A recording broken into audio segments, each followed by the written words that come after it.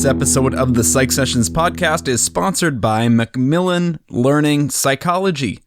At Macmillan Learning Psychology, they know content matters, but so does affordability. That's why they offer a range of student purchasing options, including Achieve, Read, and Practice, a conveniently priced format combining the ebook version of your assigned text with their acclaimed adaptive quizzing system, Learning Curve. Students and teachers alike love Learning Curve for its individualized quizzes, feedback linked to the ebook, and positive impact on class performance. And with Learning Curve's analytics, you can see the content areas where students need additional support. Macmillan Learning Psychology, because content matters, but only when it serves the needs of today's students and instructors. Go to macmillanlearning.com/psych sessions to see a preview of Achieve, Read, and Practice. Hello, and welcome to Psych Sessions, conversations about teaching and stuff. I'm Eric Landrum, along with Garth Neufeld, your podcast hosts. As the name implies, we center on conversations about teaching, but we often veer into other interesting topics, which is the end stuff. This is episode number 123, where Garth had the opportunity to interview Bob DuBois from the University of Tennessee, Knoxville, in Knoxville, Tennessee. Now, before you hear the interview, please allow me to share some listening tips and some of my favorite moments. Garth opened up with a quote that he had heard from someone that Dr. Bob, as he likes to be called, and is kind of one of his handles on social media and elsewhere, Dr. Bob is one of the best kept secrets in STP, the Society for Teaching of Psychology. And I think he's right, although I'm not quite so sure how much longer we can call him one of the best kept secrets. If you look at Dr. Bob's Twitter account, and I'll talk about his Twitter handle at the end of this intro, and it'll be in the show notes, Dr. Bob in July of 2021 had 15,000 followers on Twitter, so I don't think he's a secret anymore. I'm smiling as I say this because I think you're really going to enjoy this conversation between Bob and Garth. One of the themes that's going to be recurring throughout this conversation is Bob's prior experiences influencing him as a teacher, which of course makes really good sense, but not only his training with his master's degree in IO psychology, but also his nearly 20 years of experience as an IO psychologist, starting his own firm, owning a business, having a business in multiple locations. And that really shapes the type of professor he is, first at community college for, I believe it was almost 14 years, and then into his current position at UTK. And so it really comes into play. I appreciated Bob's poignant sharing and descriptions of his early childhood because by any account, it was pretty rough. Bob's mom was 15 when Bob was born, pretty much grew up without a father. Mom perseveres. I'll let you listen to it in his own words, and perseveres, becomes a first-generation college student along with his brother, and becomes very successful. And those early experiences growing up in poverty motivate him to have some milestones in his life, which he achieves, making so much money by such and such an age. And by his own accounts, he achieves those. These shape his experiences in working with those first-generation community college students. And I think it's those college students and eventually all of us as teachers of psychology are the beneficiaries. Bob specifically focuses on giving his students experiences in that intro psych course, for example, in that first week of intro psych, that are going to be beneficial not only throughout the course, but throughout their college education. So he talks about opening his course with memory and then going straight into motivation. And so giving them a foundation that'll be excellent for their college career, not just for the course. And you're going to appreciate the detail that he goes into with that. Bob also shares some of his own motivational secrets or his productivity secrets. He talks about a system called Getting Things Done by David Allen. And you can Google that, as I did, after listening to this episode and learning more about that pro-level task management system. I loved that Bob went into the details. You can think that he's thought deeply about this, that he has a system in place. He has a methodology in place for how he thinks about student achievement. He talks in a very detailed manner about the difference between an instructor and a learning facilitator. And I appreciate, how he boils it down to things like think, space, test, a phrase that you're going to hear him talk about. He talks about how maybe it's time for us to talk about what effective delivery of instruction looks like.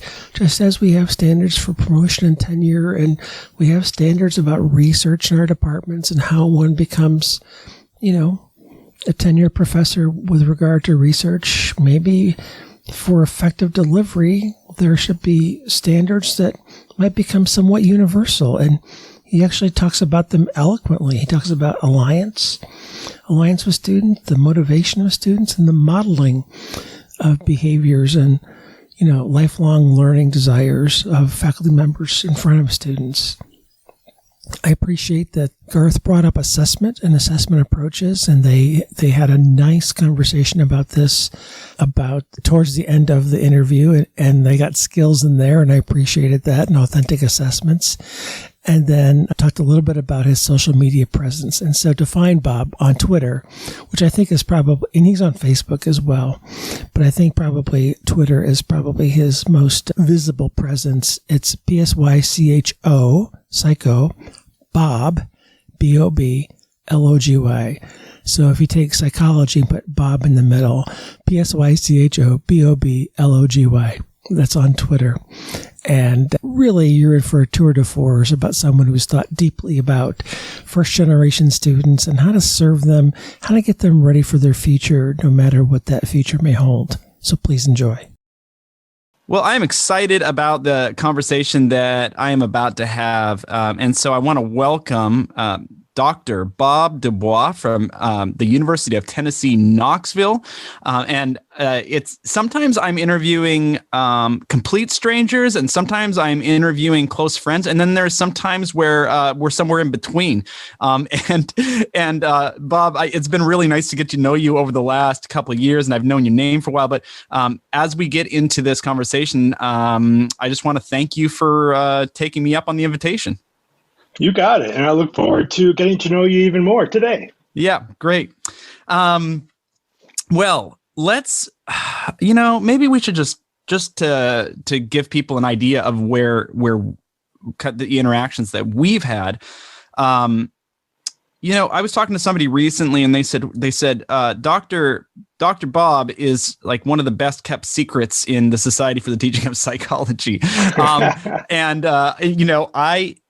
I just remember, I can't remember who it was who suggested that maybe I talk to you about a challenge I was having in my courses. But I was glad that I was able to reach out to you, and you were really great about helping me out. I needed an engagement tool in my online courses, and this is before the pandemic, but I was kind of interested in Flipgrid, and I reached out to you about it, and you told me all the pros and cons and pitfalls. And so anyway, publicly, thanks for that. And how many of those kinds of requests do you get, a month?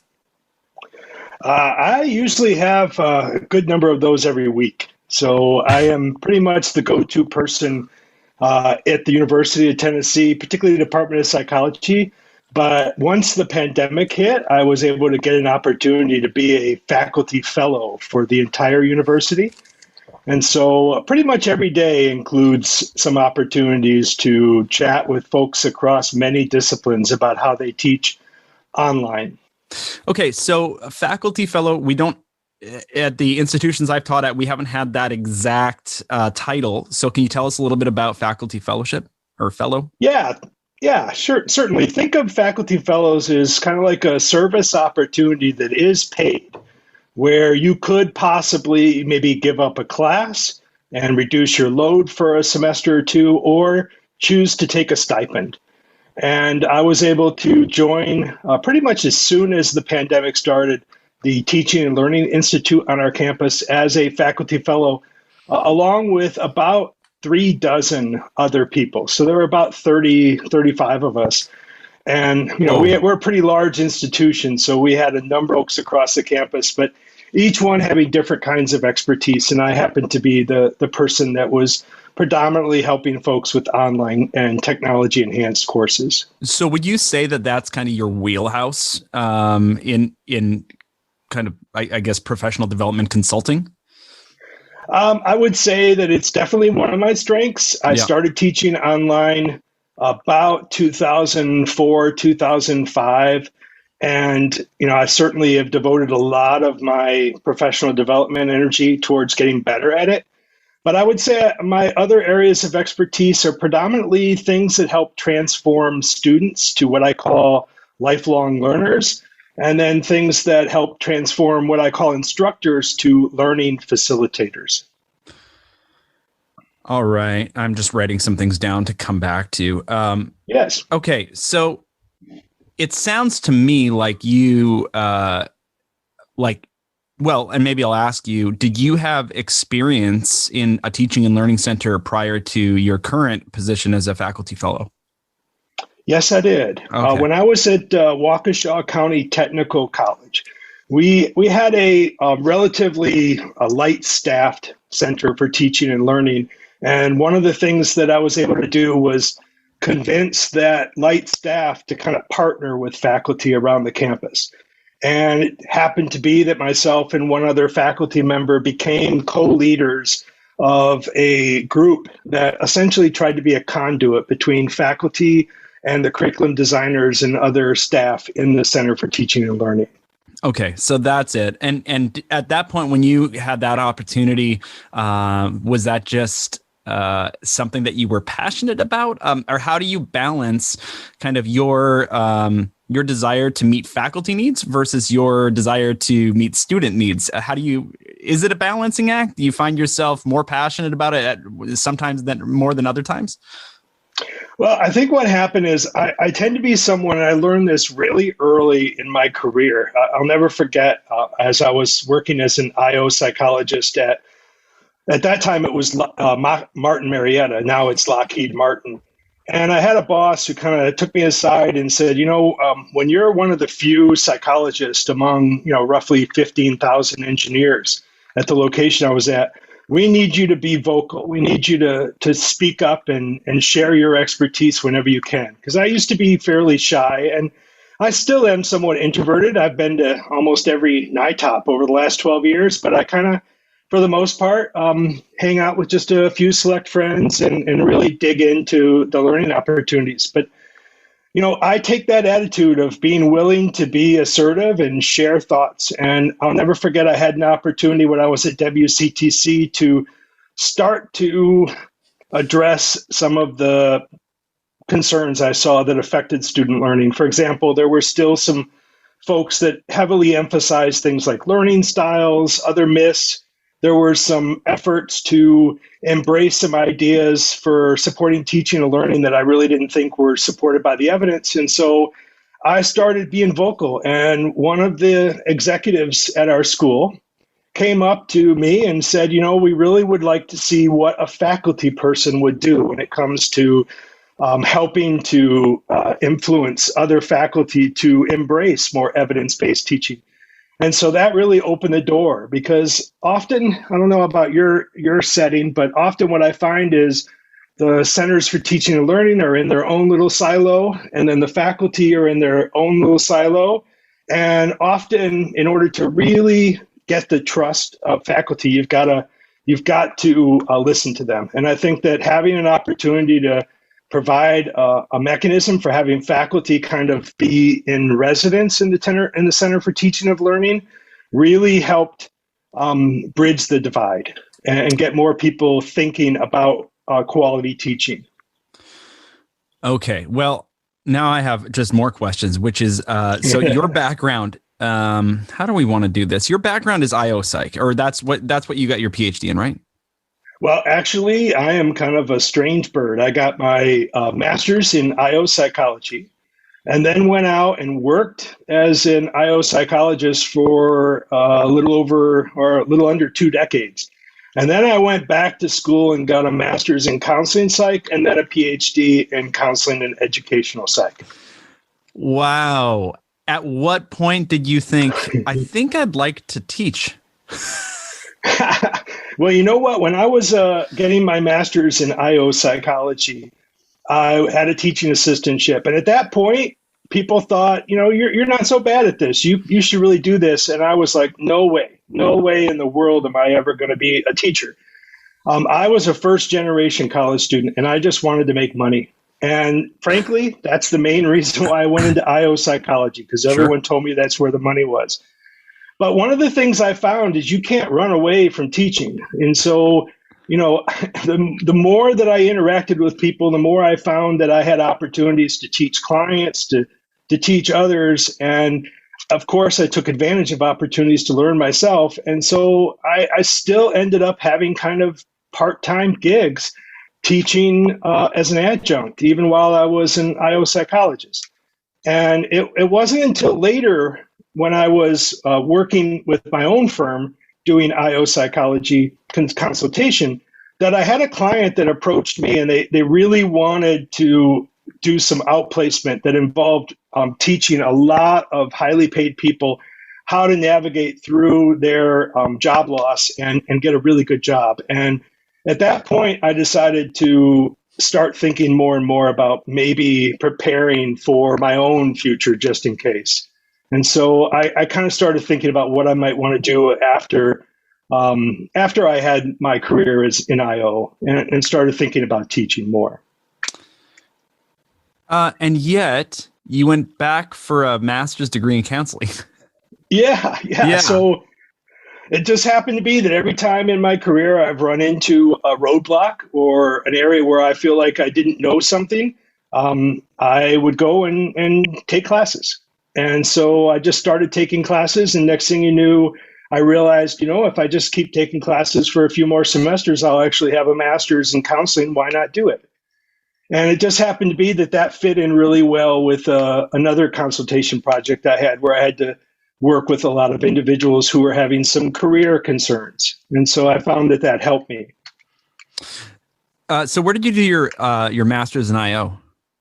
I did my master's in IO at Western Kentucky University. Okay. I was going to say at that time and still today, it was just a terminal master's degree. So they didn't offer a PhD.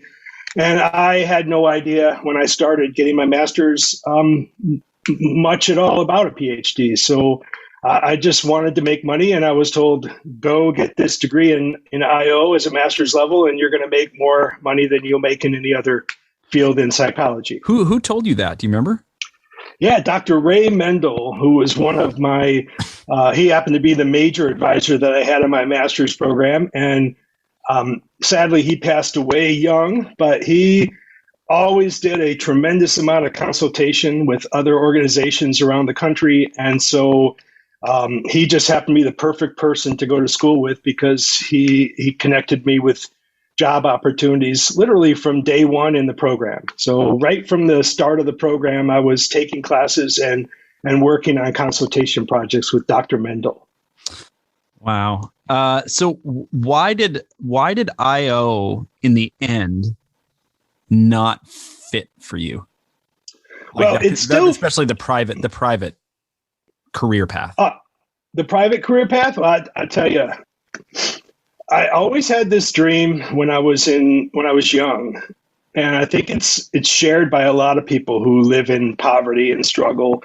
I always had this dream that by a certain age, I was going to have my own business. I was going to reach a certain financial milestone and kind of be successful. And when I hit that, I did hit that, and it really pushes you, I think, to have those kinds of dreams. Because I remember, each year thinking, when are you going to get started? And when are you going to do something? And so when I finally took advantage of the opportunity to start my own business, It's extremely successful. We built multiple locations. We did really well. But once you own your own business, I mean, you are always at the beck and call of the economy. And I just didn't feel comfortable around 2005, 2006. I just was feeling nervous about the way things were going. And I had always wanted to go back and get my PhD. And at that point that I really decided that that's what I was going to do, my wife was very supportive of that. She's always been.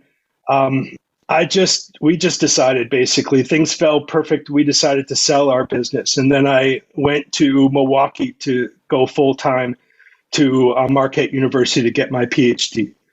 And when I was in getting my master's degree in IO psychology, Dr. Mendel and others would constantly tell me that I should just go straight to get my PhD. And they even, Dr. Mendel even had a couple of places in mind that he had connections and he really wanted me to apply and go. But I think in a way disappointed by saying, you know what, I just want to make money. It's really what I want to do right now. And in hindsight, I think that was naive of me because I was, as a first generation college student, I think I would have actually enjoyed going straight for my PhD, but I put it off. And it was later in life that I started thinking, you could do that. And part of it was more of an opportunity to kind of prove to myself that I could do it. And so that's why I went. And in fact, that theme continues throughout my life because after working a number of years in community college teaching, I always wondered, could you make it in a R1 university? Could you be successful? And I've never shied away from opportunities for big risk. And so I took a huge risk and left and went to UTK in 2019. Wow. So yeah, that's a really interesting theme. It's obvious that you've done a lot of kind of reflection on what your motivations were at different parts of your academic career and then your professional career. Maybe we could get into where you grew up and and like how was college perceived in your family? I'm also first generation, and so I'd love to hear your story. And by the way, before I put you onto your story, I hear something, and you can tell me if I'm wrong. You've got to be sharing these stories with your students. Yeah? Yes, okay. Absolutely. I think that you have to be genuine and authentic with your students. And I think if you can't be genuine or authentic when you're teaching psychology, I think that's going to put a barrier between you and learning. I think it can't just be a subject that they're going to memorize. They've got to really apply it to their life. And I've applied it to my life, and certainly it's made a big difference. But I was born to a 15-year-old mother, and my mom was 15, and my brother was born about 18 months later. And about the time my brother was born, my father abandoned my mother. And so pretty much we lived with just my mother for most of my life. I will say that there were some roadblocks along the way. There were some periods of time where my mother had some mental health crises, and we were placed temporarily in other family members' homes. There was even a period of time where my brother and I ended up in a temporary foster home. And ultimately, though, we were able to get through that experience, and no one in my family had ever went to college. And when my mom got pregnant, she dropped out of high school. Now, I will say that at some point when I was probably around fourth or fifth grade, she went back and got her GED. And then she was able to get a job. But she battled mental health issues most of her life. And so one of the things that I'm just so grateful that my mom did is she took advantage of every social worker's advice. And so you name the program, my brother and I were involved in it. We both had Big Brothers of America. that we're still close with today. And if it weren't for those big brothers of America, I suspect we might not be in the place we're at. Both of us, by the way, went to college. We also were involved in junior achievement. We were involved in opportunities through multiple programs in United Way. But in many respects, the thing that probably made the biggest difference for me was a teacher in high school. I was always a good student, but when I got to high school, I was not prepared for the work of high school, and I was more prepared for the social activities of high school. And I pretty much bombed my freshman year. And I was in the midst of bombing the first semester of my sophomore year in high school when a teacher who teaches speech came up to me. And at that time, I had a slight speech impediment. And that was one reason why I probably kept to myself. And she asked me to come up after class. And I really admired this teacher because her son was a professional football player. And so in a way, she had a connection that made it easy for other students to want to talk to her. And as I was talking to her, she was like, you know what? I've looked at your grades. I've seen what you've done so far. And what I can tell you is that Bob DuBois and God's Army can accomplish anything. And I want to work with you. I want to help you be successful. And I'll never forget the amount of energy that Cleo May Dungy, that was her name. Her son is Tony Dungy, the famous football coach and also player for the Steelers and other teams. And she would take me to a radio station where I would practice talking, and she would record my speech and give me advice on how to improve my speech. She convinced me to join the public speaking kind of forensics team. She really worked hard with me. And she happened to be the person who started talking to me about college. And she's the one who convinced me that I could do it.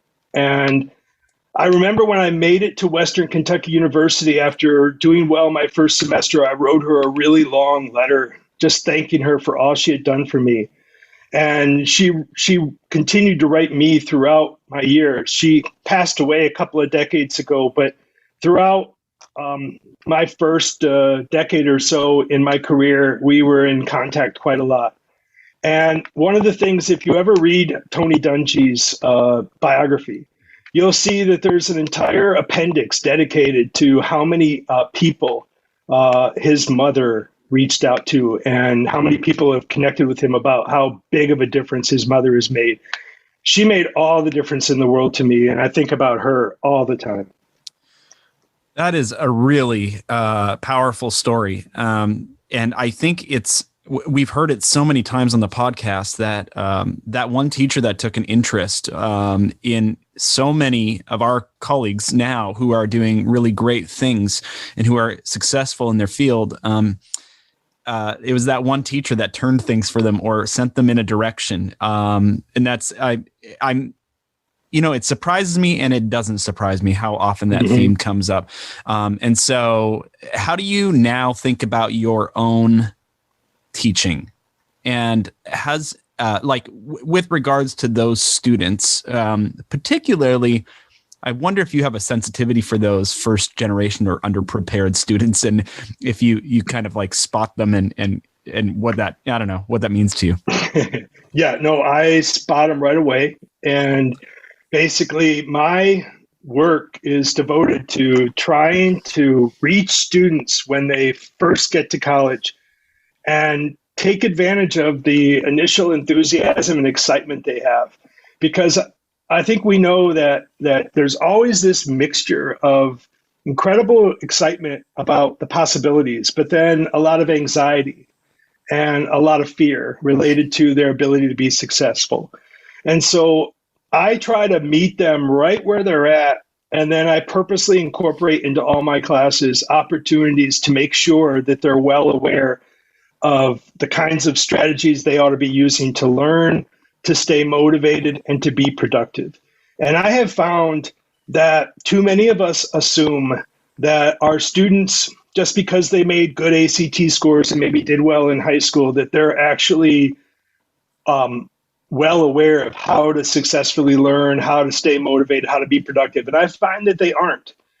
And even my honors students, I remember when I got to UTK and I was asked to teach the honors general psych class, I shared how I was going to begin my class like I do in the community college by spending the first week and a half, just fully going into how to learn, stay motivated, and be productive. And one of my colleagues was like, well, I'm not so sure that they're actually going to need that, but let's see. And I can tell you that group of, some of the top honors students on the UTK campus, they started off my track record of success at UTK because they absolutely not just only embraced it, but they were so grateful to have an opportunity to really think about how they learn and stay motivated and they're productive. Because I think too many of our students treat things in high school strategically. They're just trying to memorize. They're memorizing isolated facts and they get really good at it. And I think college demands something different. And so once you share with students what you expect, and then you tell them to work with them along the way, I think you just get more out of them. And so I really like to start my classes by getting students feeling comfortable that they can be successful as long as they put in the effort. If they're willing to adjust their strategies, if they're willing to change their approach to how they kind of look at progress, and not expect it to be instantaneous, and to just understand that progress sometimes comes slow, but you're going to hit those points where suddenly you have big aha moments and you just really grow and transform. And then making sure that they learn how to ask for help, because a lot of first generation students, especially, I can tell you in my experience, I never went to a single office hour. It was almost as if I thought that was something for other kids. It was like it wasn't something I should take advantage of. And I probably had a little bit of that fixed mindset, this belief that I needed to look smart, and asking for help is a good way to not look so smart. And so that's one of the things that I find with my students, especially some of these honors students, is they're so focused on looking smart and performance and making the right grades so they can get into med school or other things, that they often end up setting themselves up for inevitable obstacles and challenges that come with not knowing how to learn effectively. Yeah. What classes do you typically, you've been at UTK for a couple of years now. So what classes are you generally teaching there? Honors intro, obviously. Yes, I teach the honors intro every semester. I also teach research methods, and I currently coordinate our research methods course and the instructors, including some graduate student instructors. In addition, during the summer or as needed, I've taught so far abnormal psychology and social psychology.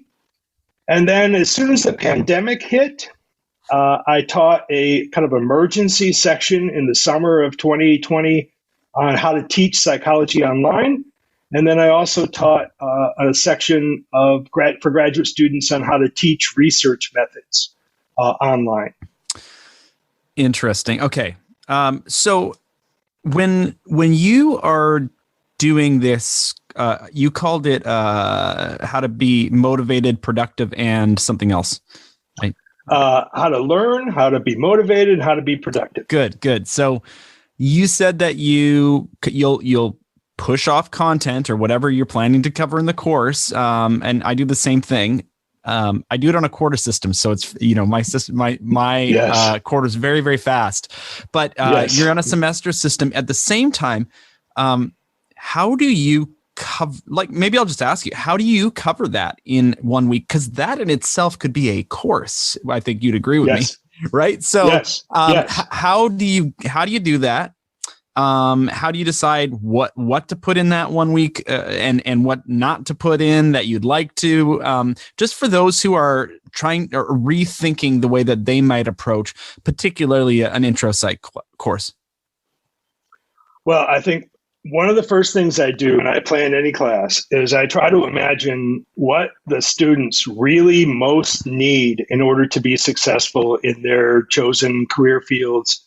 And I think a lot of that has to do with my background teaching community college. I really believe that ultimately we need to do a really good job of preparing our students so that they can be successful in their careers and in their personal lives. And I think that if we don't get them to buy into that right from the start, we can lose them.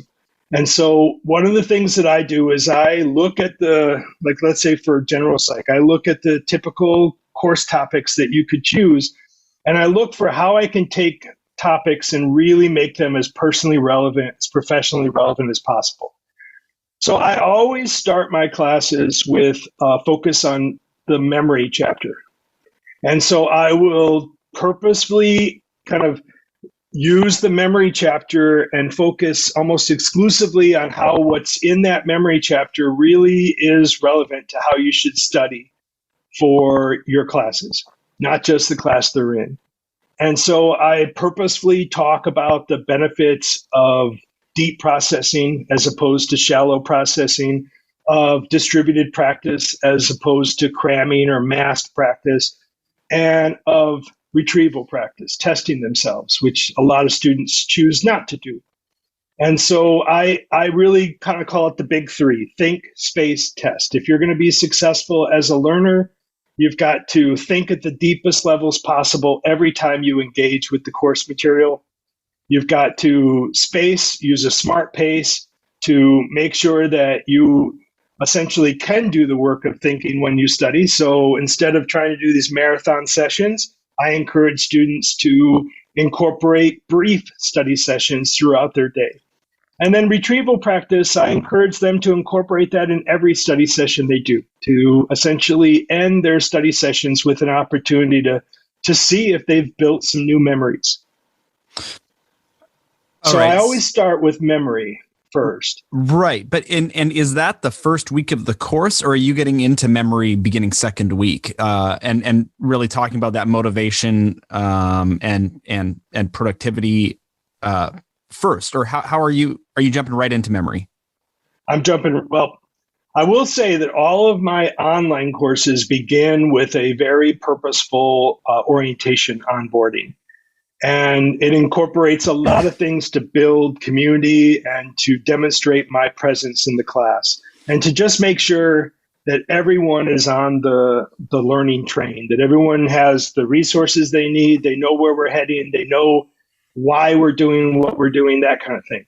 That usually takes the first half of a week, or maybe up to 2 class sessions, depending on whether it's a quarter class or a semester class. And then I dive straight into memory. And then right from memory, I dive straight into motivation. And I use the motivation chapter to really focus on strategies and principles I think they can apply to their life that relate to motivation to be successful.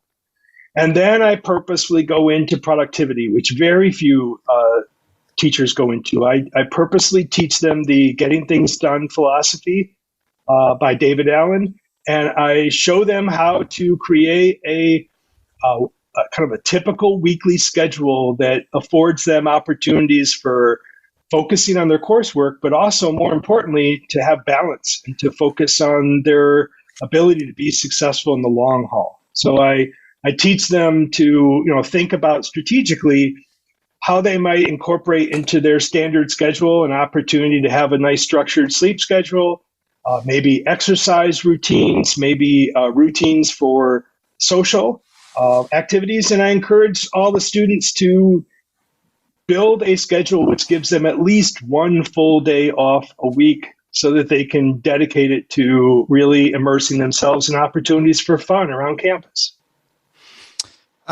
Talk to me about the Getting Things Done philosophy.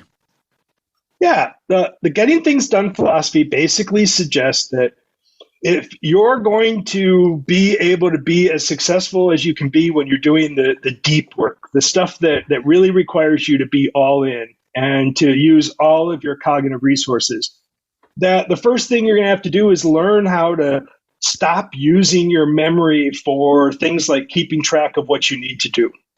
So I encourage them to get really comfortable capturing immediately the things that they discover they have to do or would like to do someday. And instead of just trying to memorize them, to put them into an inbox and then to work from those inboxes each day to clear them out and clarify the things that need to be done, to define very carefully what done means, but then also to think strategically about where and when you might want to do those assignments. And one of the things that I distinguish between in the GTD philosophy is what are called are two things. One is called the next action. Think of a next action as something that you need to do that you can accomplish in a single deep work session. And so I always tell students to try to schedule their activities in deep work sessions of under an hour. And ultimately, if they have next actions, to be all in when they're doing that work. Now, sometimes they have what are called projects, and projects usually scare students. Those are things that require more than one next action. Those are things that often are spread out across multiple weeks, maybe even months. And so one of the things that I teach students is to always know the next action that will move that project forward. And if the project, let's say you open up your syllabus on day one and you've got a paper or you've got some group project or something that often scares students, particularly students who maybe have a little bit of a fixed mindset, what I do is I try to get them to not just identify the next action, but to actually work through the syllabus, the instructions, the rubric, to identify all of the next actions. Because ultimately, one of the things I think students discover is if you really look at what you have to do and you iron it all out, it's not really often anywhere near as bad as you immediately think when you look at it. For example, I remember struggling to make progress on my dissertation. And one of the things that helped me push over the edge was signing up for a voluntary boot camp where you were locked into the Marquette University library for a week. And they provided all meals and they provided access to an editor. They had to get approval from your advisor for your dissertation for you to participate, because your advisor had to agree to drop by once a day to see how you were doing. But in 5 days, I essentially completed my proposal. And then I went and did that thing again. And in 5 days completed all the write-up after my data analysis. And so what I typically find is we see these big projects, we freak out, we look at them as giant monsters that are just going to, eat our lunch. And when you actually operationalize them and look at what the amount of time really is when you're doing it in deep work, it's usually nowhere near what you pretend it is in your mind. Does that make sense? Yeah, it does. Now, help me out, because I am hearing the way, and let's just talk about intro psych, but I'm hearing that you are taking your experience as an IO psychologist. I hear some of that. I hear your experience with intro psych. Like, I don't imagine that a brand new a grad student who's teaching intro psych for the first time could do what you're doing right now. I think it takes some time to get there, but you've looked at this beast of a course, which has all these content demands. You've decided what you think is most important for students. You are not teaching to the major, you're teaching to the non-major for sure, right? I mean, that's who you're kind of tailoring your course toward. And so all those pieces together have resulted in a course that it sounds to me like you're pretty happy with, because it's really relevant to student lives. It's showing them the utility of psychology, the skills it offers. You're emphasizing things that are going to help them long term. And so this is building to a question, a really simple question, which is, do you use a traditional textbook? Yes, I do. Okay. I have to kind of twist it and bend it and do a lot of things with it to make it really work, because in my opinion, most of the intro textbooks are better designed for the strategic learner that's going to memorize than really the person who's going to think about grand themes and grand applications. So one of the people that kind of thinks very much like I do is Bridget Martin Hard. She published a book about themes, and she's done a lot of presentations at NITOP about trying to find these big themes, these big ideas in our course, and then teach at that level.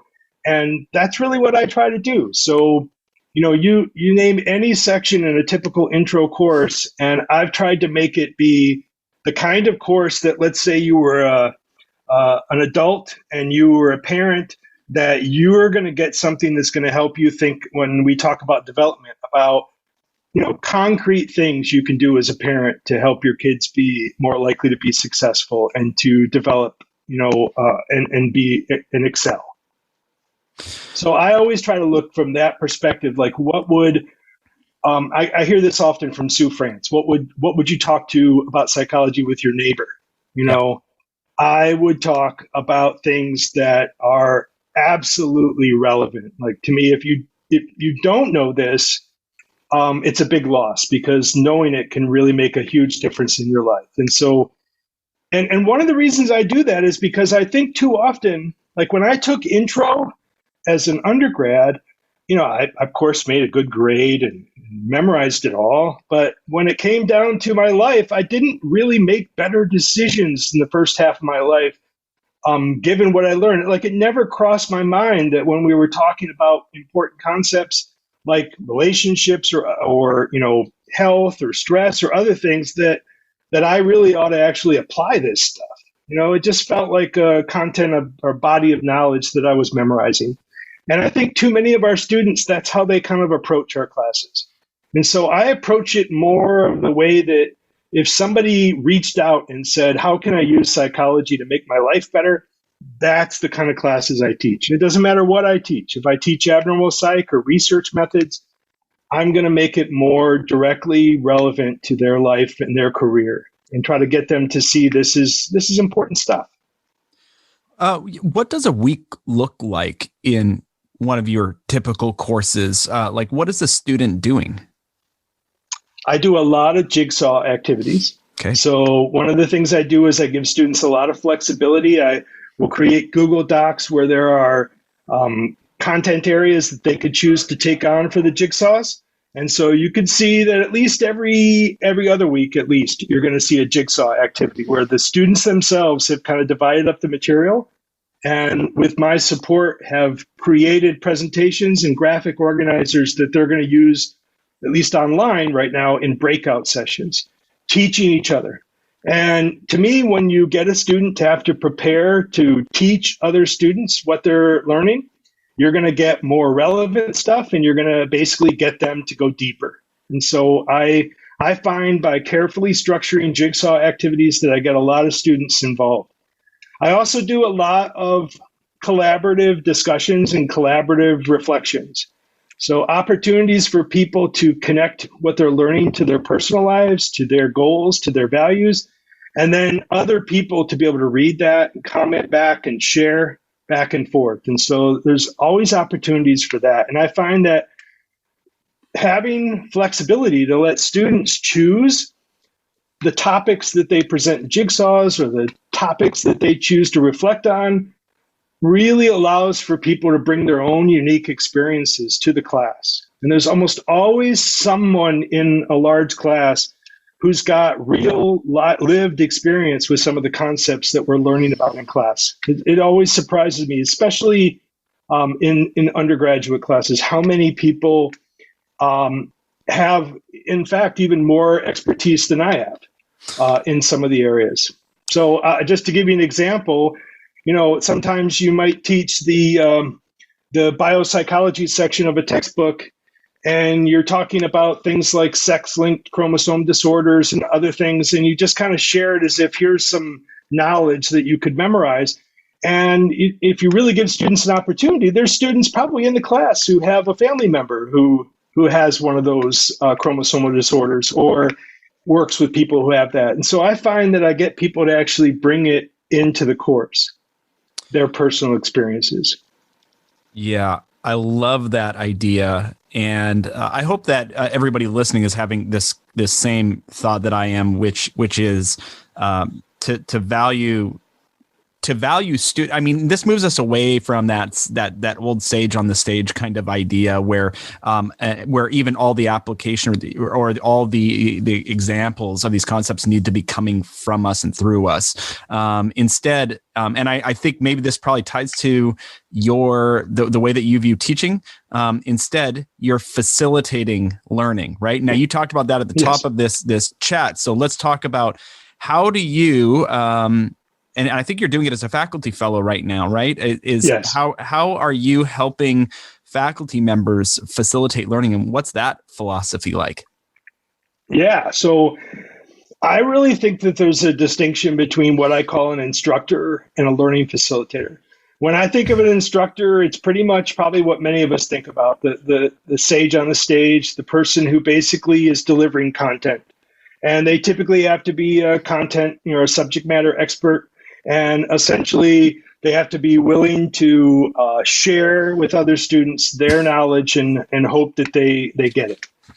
And to me, that leaves a lot out. I think there are kind of two sets of paths that you have to master in order to be a good learning facilitator. The first path is you have to get really good at designing learning experiences.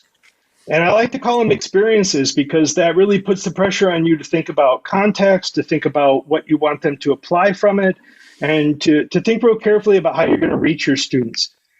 I am a huge fan of backwards design. I think you ought to start by targeting your outcomes, and you should share those outcomes openly and the purpose for those outcomes and the rationale for those outcomes to your students.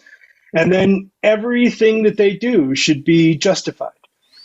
They should appreciate why you selected the materials given those outcomes, why you assess the way you do given those outcomes, and what kinds of activities and interactions you're choosing to incorporate in the class because they support those outcomes. Now, there's one more thing that I think is related to learning design that I think is too often ignored, and that is what I call a mastery approach. I personally think that when you design your learning experiences, you have to keep in mind those three things: think, space, test. You have to build curriculum that builds to mastery through many, many opportunities for deep processing, which can be a real challenge if students are used to shallow processing and not really kind of giving it their all. And so I try to, right up front, be very open about what I expect in terms of class participation and discussion and what deep processing looks like. I think if we're going to honor space, we have to build it into our curriculum. We have to provide multiple opportunities for students to revisit concepts over time instead of doing these mass lectures. And so I constantly try to reconnect what they learned last month to what they're learning today. And I also try to refer to other courses that I think that they have taken and what they can bring from those courses into the course we have. And then finally, retrieval practice. I purposely build lots and lots of opportunities for retrieval practice in my courses. And so those three things: targeting the outcomes, making sure that you've got alignment of all of the curriculum with those outcomes, and then building for mastery, purposefully building the curriculum so that it actually requires of students the very activities that we know help them build long-term memories. And then the second thing, which to me is almost completely absent from the perspective of many people, is the delivery of learning experiences. I don't know about you, but when I was at the community college, even there, there was somewhat of an attitude of, you can tell me what the outcomes are, but don't tell me how to teach. Don't tell me how to deliver. And I think that we're at a point where we could literally have standards for delivery. And I know there's been some efforts to do that even within STP, but I've identified what I think are three kind of overarching principles that should guide effective delivery. The first one is you should ally with your students. They should believe that you recognize them as learners, as people that you want to help kind of build new talents, new expertise, new skills. and you meet them where you're at, and you basically communicate loud and clear your respect and your care for them. And so that taps in a lot of respects to trust. And one of the pieces of recent research that I really like comes from Stephen Chu, and it's his work on trust as an important, and he gets at it. If you read his most recent article, of course, you've got to be a content expert. Of course, you've got to be reliable and honest. But the biggest factor is benevolence. It's compassion. And if you don't show concretely every day that you really care about your students and their success, they pick up on that right away. And nobody really wants to learn from somebody who isn't really all in terms of meeting them where they're at and caring. And so that's the first part, ally with your students. And the second part is motivate. I think I used to think this way. I think a lot of professors might still think this way, that, motivation is something that students have to do. And I think there are concrete things that we can do that purposefully can help increase student motivation. For example, I think that we have to purposely focus on an application, because when you talk about how this stuff matters and how you can use it, students get a little more excited. Nobody likes to just memorize stuff. And so when you start giving them opportunities to actually engage with interesting stuff that they find intrinsically meaningful, it helps. When you provide opportunities for autonomy, when you provide early opportunities for mastery experiences, for success experiences, so that they can see that their efforts pay off. So when you have a lot of low stakes things that they can do well on early, and then when you provide a community setting where people learn to essentially not only expect that you ally with them, but all the other students ally with each other, when they tend to support each other in a mutual way, so you feel like you belong, that helps. And then the third thing, so I talked about alliance and motivating your students. The third thing to me is modeling. Modeling the idea of being a lifelong learner, modeling the very things that we teach, which to me in psychology puts a tremendous amount of pressure on us. But, nobody wants to hear a lecture on how to be assertive from somebody who's known to be a jerk, and aggressive. Nobody wants to hear how to, about a lot of our topics unless you personally have attempted to try to live those yourself. You know what I mean? It's like going to a dentist that's got bad teeth. It's just not that exciting, So I find having an attitude that you yourself are a learner, and to me, when it comes to teaching effectively, remaining a student or a learner as long as you possibly can, so that you can benefit from that experience. So if you're taking classes, you're going to start to be able to empathize a lot more with students. And I see that, like the folks who complain about students not having their cameras on during sessions, or students not doing this or that, not attending or looking at their phones. I don't know about you, but if you go to faculty meetings, if you go to, faculty presentations, you'll see just the same exact behavior. So I try to get people to remember we are our students, and we got to start with us, be a better model ourselves. Oh, those are so helpful. I have just a few more questions that I want to ask you, because they've just come up as you've been chatting. And one is, how do you approach assessment in your classes? Maybe I'll just leave it that open for you. Yeah. So I almost always have opportunities for what I call progressive cumulative assessments. And this is something that my good friend Jason Eggerman also does. So he and I have had a lot of conversations about this, and I think we both kind of came to this through discussions at NITOP. I want to have a assessment system that rewards progress, that gives students an opportunity to not fail early, to be able to stay in the game and stay focused throughout. And so I purposely like to have the value of early assessments be significantly lower than they are as you move through the class. So, for example, in a typical class, maybe 20% of the grade is going to be more high stakes kind of exams and assessments. What I will purposely do is is only have the first exam maybe be worth roughly a third of what maybe that final exam will be worth. And what I have found is if the exams are cumulative, I'm emphasizing lasting memories. And typically students kind of find their mojo as they go through the semester. And so, they get freedom to figure out how to best learn in your class when the stakes are low. And then the stakes go up as they start to build that comfort with the class. So I always do that. I almost always include opportunities for what I call self-motivated learning activities. I want students to come to the class with ideas for things that they really were hoping to get out of the class, that are relevant to the class, that are relevant to their career. And then I give them an opportunity to incorporate learning activities into the class that I will grade and assess that will give them an opportunity to do that. So, for example, this semester I'm teaching a lifespan developmental class, and I have a student who's a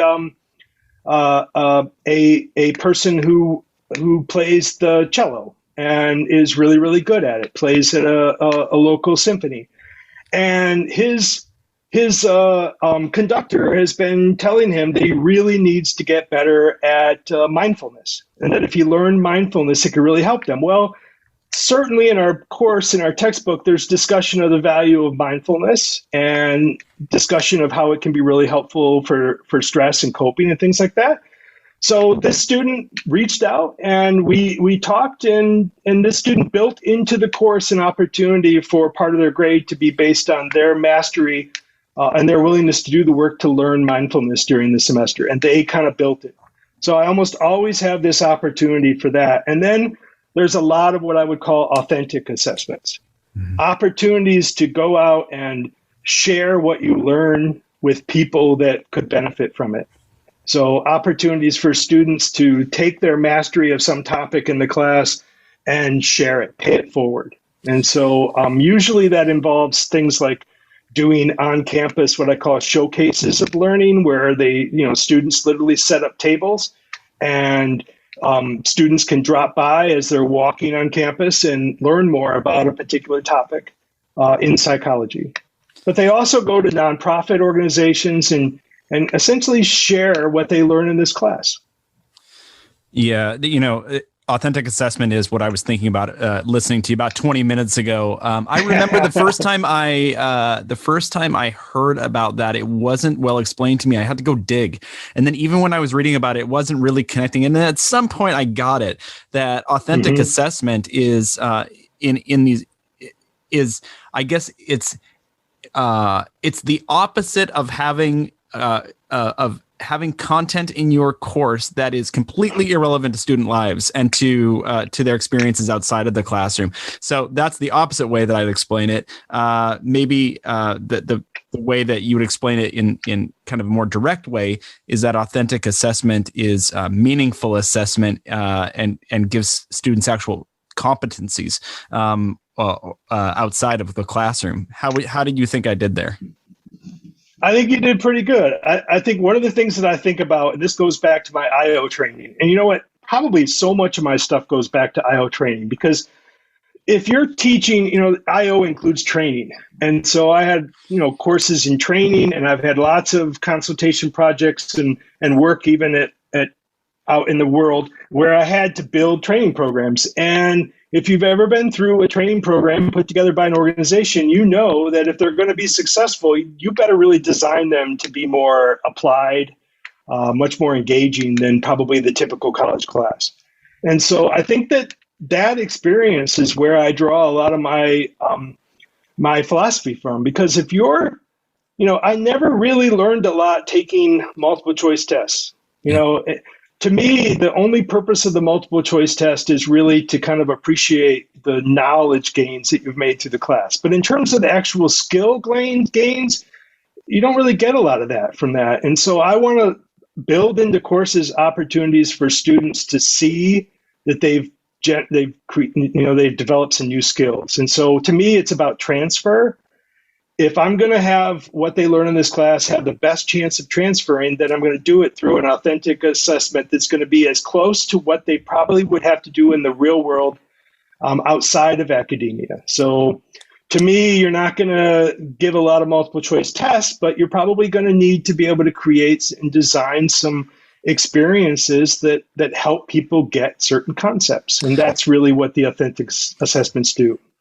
Well, thanks for that. And by the way, I do think this whole time I've been thinking about how you approach your courses and your teaching as an IO psychologist. I've never taken an IO class. I just started teaching it this maybe a year ago or so, and and so. And that doesn't get much coverage in an intro psych textbook traditionally, and even the fact that you include productivity as a part of your first the beginning of your courses, the IO definitely shines through there, and I think makes for what I hear when you're talking is just a methodological, a very systematic course design that I feel like you would only get at with that IO background. I mean, it's so systematic, and I see you shaking your head, so I think you might agree with me, which is great. Yeah, absolutely. Because I think if you take enough classes yourself, and I think most of us have, the other thing that I would say is you can tap into those experiences too. And ask yourself, of all the things you learned, what are the things that you're still applying day in and day out? And to me, they're the things I learned in courses where I was engaged in more authentic work or authentic discussions. It wasn't the many classes I took as an undergrad where I just had to study, to memorize, to regurgitate, but there was very little discussion of application of what I was learning. Yeah, no doubt. Well, I have one more question for you, and I know that you are very busy. You have a lot of areas of passion that have kind of shone through in our conversation today. Let's talk about your workload and faculty workload. What makes your workload easier? What kind of tips or tricks or things do you use to make yourself as productive as you can be? Perfect. Well, I am a big fan of the GTD philosophy for productivity. So folks who really want to immerse themselves in that, I would encourage them to read the GTD book by David Allen. I use a kind of a advanced time management, task management software system called OmniFocus. It's basically a pro level kind of task management system. And it requires a pretty heavy investment to get started. But I can tell you that when people say, how do you get so much done? What do you do? It's because I've built this kind of structure with my GTD system where I know what I'm doing each day. And when I'm actually doing that work, I'm able to kind of be all in. Like I planned for our meeting today. And so I was able to be, completely focused and be here with you and not be worrying about other things that I might need to do. And that to me requires that you become the master of your calendar and you start thinking about how it aligns with your values and your goals. So, one of the things that I would encourage folks to do is take a good hard look at how they set up their calendar, how they manage it, whether they allow other people to manage it for them. And if you're struggling, do the especially important deep work that is necessary to be an effective teacher. Are you actually isolating that time and putting it on your calendar, so that you have the time to focus on things? Because I'm sure you see this because I know you go to a lot of conferences. And of course, I go to a lot too.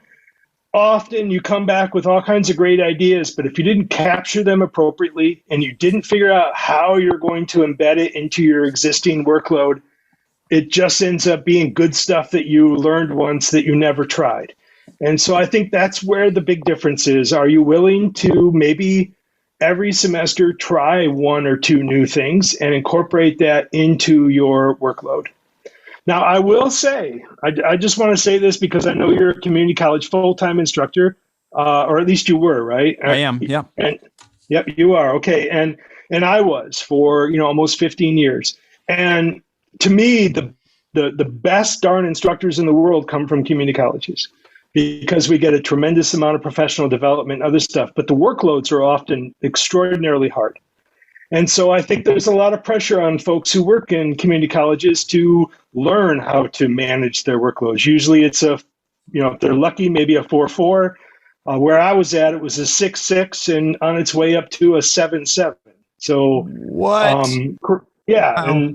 And I wouldn't say that any of us should be comfortable that it couldn't happen, because I think there are folks who think that the only way they judge the value of our time is whether or not there's students in the room at the time. And so they want to see as much of our time be with students, and that would mean a higher workload. I think one of the things that I recognized when I got to UTK was the workload is far more manageable, partly because there's so many more faculty in psychology that I can tap into and learn from and that share things. But then also, I think the other reason why it's so helpful in the university is we have even more robust opportunities to interact with folks in the teaching and learning area and the disability area. There's lots and lots of expertise that you can tap into. And when you're in a community college, often there's, like one person, or two people. There's not as many people you can reach out to. Yeah, well, thanks for that. That's really, that hits home for me for sure. Hey, Bob, I want to thank you for your time. And where can folks find you? Do you have a social media presence or a website or something like that? Yeah, so you can find me on Twitter. That's where I've been for the longest time. And my Twitter feed handle is psychoboblogy. So think of it as psychology with Bob in the middle. And I did that because I'm pretty much a true psych nerd. And so most people who know me know I'm a psychology person. And so it's psychoboblogy. I'm also on Facebook. I have a number of Facebook feeds that I use for teaching. So I have a lot of social media feeds for each class. So there's like developmental psychology with Dr. Bob, Get Psyched with Dr. Bob, Abnormal Psychology with Dr. Bob, Research Methods with Dr. Bob. And I use those sites as a way to kind of keep feeding students current knowledge, even students who have graduated, current knowledge, to keep them thinking about what they're learning in my classes. And are those available for people to go on to, or is that just for your students? Yeah. Okay. Yeah. And in fact, most recently, I've started talking with some folks about maybe converting those into pages that multiple people could help support so that we could give psychology away. Awesome. Well, I also, by the way, I also do the social media for STP. I handle Twitter for STP. And starting this last year, I'm now handling the social media for Nighttop. So I'm really excited about that. Oh, that's so great. Well, thanks for the likes that I get from time to time from you. Then you're behind that. Oh, exactly. Man. Well, hey, Bob, it was such a pleasure sitting down with you again. Thank you for your generosity toward all your faculty colleagues, whether local or national. I know I've definitely benefited from your generosity and availability, the time that you make. So I'm glad that you are so. I'm glad that you are so organized with task management that you can find time for me. That's always nice. You got it.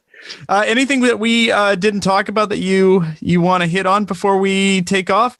I guess the only thing I can tell you is I just wrapped up my faculty fellowship for technology enhanced teaching, and then I accepted right away a new one. So now I am the faculty fellow, the first one they've had for positive psychology. And so now my efforts over the next academic year are going to be to share how instructors and others can use what we know in positive psychology to improve student learning and success. I love it. Well, maybe we'll have to have you back in a little while. You can tell us all about that as well. Yeah, sure. All right, Bob, thanks for your time today. Thank you.